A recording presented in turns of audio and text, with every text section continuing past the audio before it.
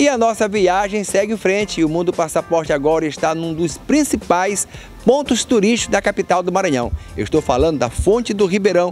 Em qualquer imagem que você vê de cartão postal de São Luís, você vê aquelas carrancas, os peixes e a imagem dessa fonte aqui. E quem vai contar a história dela é Antônio Guimarães, historiador que já é figurinha conhecida aqui do Mundo Passaporte. Muito obrigado por atender o nosso convite. E vamos hoje falar sobre Fonte do Ribeirão. Existem muitas histórias, serpentes, túneis, né? Essa fonte, ela foi feita por quê? Bom dia, Marcos, bom dia, ouvintes. Primeiramente, nós estamos situados na Rua dos Afogados, onde está o frontal dela, na lateral, Rua do Ribeirão, e na outra lateral, Rua das Barrocas ou Isaac Martins. Aqui sempre foi um ponto de água. Se você pegar os anuários, os escritos, a origem, você vai observar que tinha sempre um ribeirão, um local de água que vinha até animais beber. Em 1796, o tenente-coronel Dom Fernando Noronha faz a construção da Fonte do Ribeirão. Assim é que surge a Fonte do Ribeirão. Convém salientar que a Fonte do Ribeirão não é a primeira fonte de São Luís. Nós tínhamos outras fontes já bem antes. Antônio Guimarães, eu estudei na época, do primário, História do Maranhão. E começaram a surgir muitas lendas de serpente, aqui tinha túneis, né? Esses túneis existem mesmo? São quantos túneis? E para quê e por que eles existiam? Aqui eles estão com 3 túneis, aqui, 3. Mas no término dele, 5. Certo? Era para deslocamento dos padres, dos religiosos. Dizem que era para maior rapidez, mas preste atenção, nós temos uma corrente até agora não estudada de deslocamento de africanos escravizados. Certo? Então esse mote de dizer que era somente para deslocamento de padres. Bom, por que um padre ia fazer, as pessoas iam fazer túneis para determinadas igrejas para deslocamento? Então, há uma certa celeuma nesse caso aí, somente de deslocamento de padres. Na minha concepção, há algo muito mais ainda aí. Porque é o seguinte, eu defendo a tese seguinte, que o início não é aqui. O início é lá no Convento das Mercês. Você pode pegar... Lá no convento tem um túnel, tem uma saída de túnel. Tem uma saída de túnel, lá tem uma saída de túnel. Lá era o ponto de desembarque de escravos. Ou ele ficava na Carrefour das Mercês, ou ele descia lá para o João Paulo, lá onde é o CCN, Centro de Cultura Negra do Estado do Maranhão. Que lá era um mercado realmente de venda de escravos, lá que era um mercado. Carrefour não, era um local de venda de pouquíssimos escravos, geralmente escravo doméstico. Não tinha como aglomerar, lá sim tinha.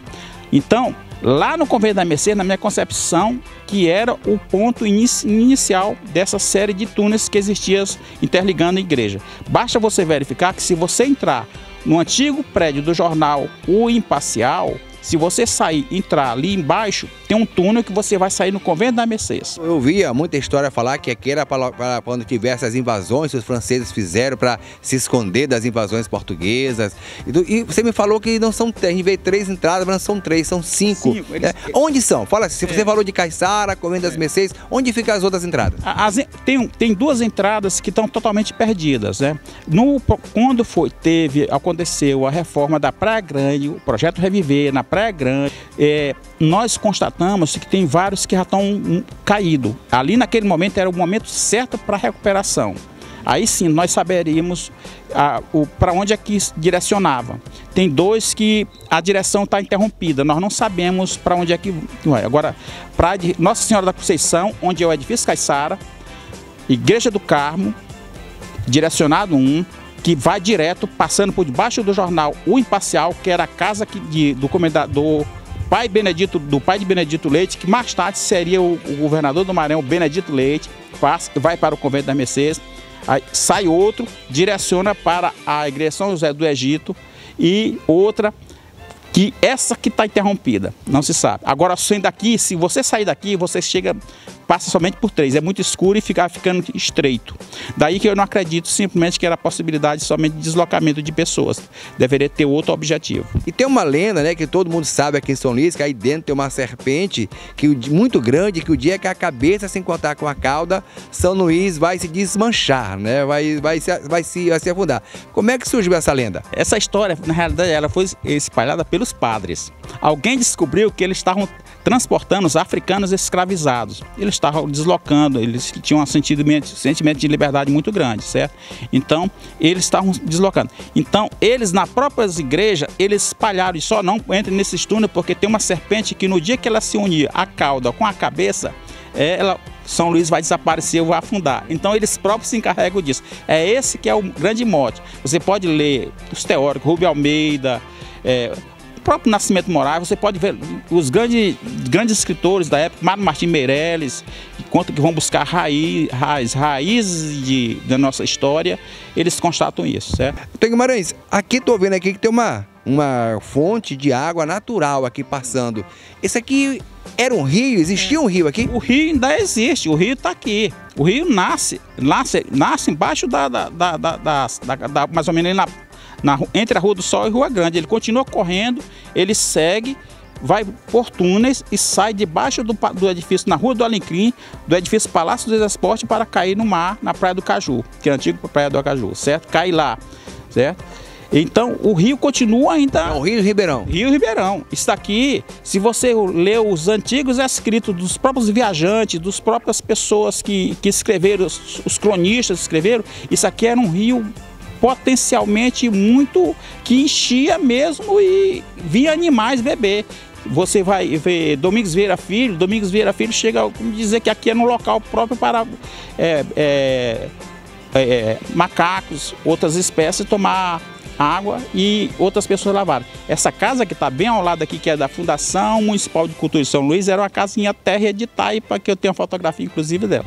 E fala uma coisa, a maré vinha até onde aqui? A maré ela não chegava aqui. A maré, lá onde é a avenida, mais ou menos ali, não tinha comunicação nenhuma. Ela batia ali exatamente mais ou menos onde é o final da casa do pai de Arthur Azevedo. Ali nasceu Arthur Azevedo, mais ou menos naquele sentimento ali que batia, certo?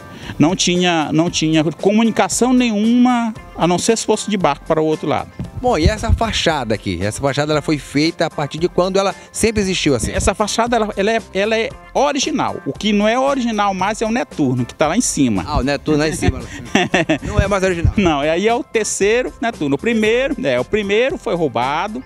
O segundo, um ônibus desceu embalado e levou o Netuno, quebrou. E o terceiro também foi quebrado, danificado. Bom, vamos nos aproximar das carrancas, né, que é algo bem típico de São Luís. Existe uma história sobre elas também, né? Essas carrancas é o Deus Netuno, né? Vocês sabem, basicamente aqui é italiano, é latino. É a concepção grega e latina, a junção do golfinho, das carrancas. Você observa as fontes, é basicamente isso daí. O Deus do mar, da água, o Netuno, certo? Então, a água que passa aqui é o Rio Ribeirão, que ele é todo subterrâneo, passa por dentro. Ele foi feito, ele existia normal na areia. Depois disso ele foi sendo entubado. A história conta isso? Em 1906 ele já estava totalmente, essa área aqui todinha já estava, daqui para cá já não corria mais. Ele já estava em canaletas. Aí já na mudança, em plena Segunda Guerra, antes da própria início da Segunda Guerra Mundial, ele foi canalizado. Né? Nesse sentido, convém salientar, Marcos Davi, que aqui é uma área riquíssima de poeta. Bem aqui morou Alfredo de Assis, que vai ser um dos fundadores da Academia Maranhense de Letras. Inclusive, todos os fundadores eram maçons, certo? Alfredo de Assis morava aqui na casa número 11. Bem aqui o nosso Henrique Pereira. Mais adiante, Zé Maria Nascimento, grande poeta, hoje é o nosso decano poeta maranhense. E mais adiante, a casa onde nasceu Arthur Azevedo, que era a casa de Davi Azevedo, pai de Aloysio e Arthur Azevedo, fundador do Hospital da Beneficência Portuguesa em São Luís do Maranhão, maçom.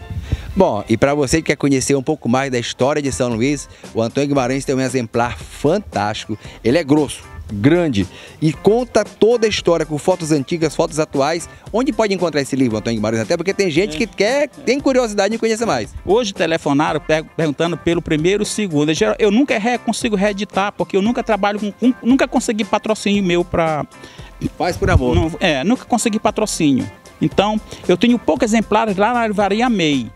Becos e Telhados, últimos exemplares. História de 176 ruas de São Luís. Quem morou do século XVIII até 2006. Eu conto a história do pequeno ao grande, ou do grande ao pequeno. Por exemplo, eu conto a história do barão, mas eu conto a história do sapateiro, do amanuense, dos pequenos operários, faiscadores, que foi o primeiro servidor público realmente de baixo calão do Maranhão, foi o faiscador. Poucas pessoas saberam fazer esse risco nas pedras para as pessoas não deslizarem.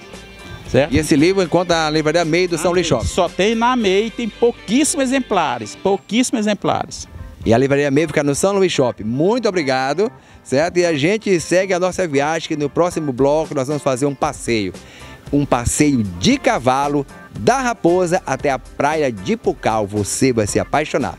Não sai daí que eu volto já.